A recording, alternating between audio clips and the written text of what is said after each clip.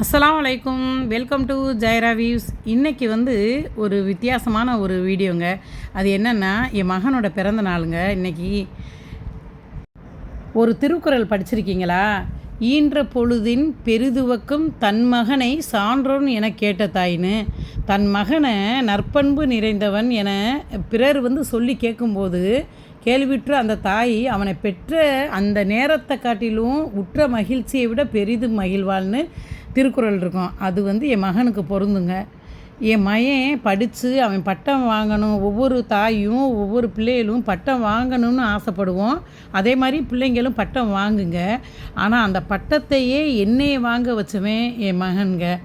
அது ஒரு தாய்க்கு அந்த நேரம் நான் பட்டம் வாங்கும்போது நான் படிக்கலை, ஆனால் நான் பட்டம் வாங்கும் போது அது என் மகன் ரூபத்தில் என் மகன் என் கையில் தான் அந்த பட்டத்தை கொடுக்கணும்னு அந்த காலேஜில் சொல்லி என் கையில் அந்த பட்டத்தை கொடுக்கும் போத நான் பட்ட மகிழ்ச்சி இருக்கே, அவனை பெற்றெடுக்கும் போது கூட கிடைக்காத அந்த ஒரு மகிழ்ச்சியை அந்த தருணத்தில் நான் உணர்ந்தேங்க. அது ரொம்ப ரொம்ப ஒரு சந்தோஷத்தை கொடுத்துச்சு.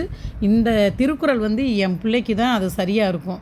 ஈன்ற பொழுதின் பெரிதுவக்கும் தன் மகனை சான்றோன் என கேட்ட தாய்ங்கிற அந்த திருக்குறள் எனக்கு அந்த நேரத்தில் ஞாபகம் வந்துச்சுங்க. ஆமாம், அது இறைவனுக்கு தான் நன்றி சொல்லிக்கிறேன்னு அல்ஹம்துலில்லாஹ்னு. அந்த நேரத்தில் அவ்வளோ ஒரு சந்தோஷம், மகிழ்ச்சி.